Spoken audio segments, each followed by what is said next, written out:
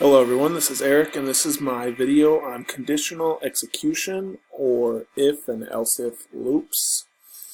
So first things first, I'm going to run this for you so I can kind of explain how this works better.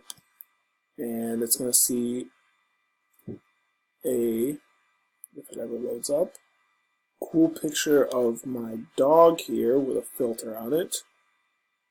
And you can see the original here.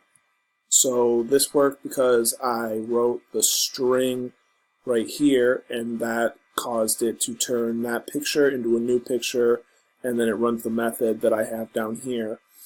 And so within this method, we have the pixel obj, which is set to null, and then we have this to do get width and get height. And down here, we check the int and set the values of get red, get blue, and get green to ints.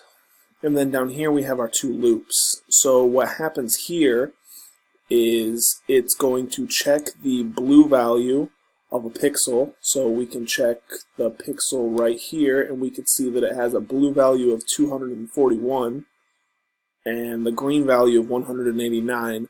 So since the blue value is greater than the green value, it's not going to do anything, and it's going to go down here. And then since the blue value is greater than the red value, it's going to set blue and add the blue value to 150. Now up here we have another pixel, and the green value is actually greater than the blue value. So since that makes this true, it's going to take the green value and it's going to subtract 100. So if this is false up here, we're going to move down to this one and it's going to check it through there. And you see it creates the cool effect that we have here on the picture.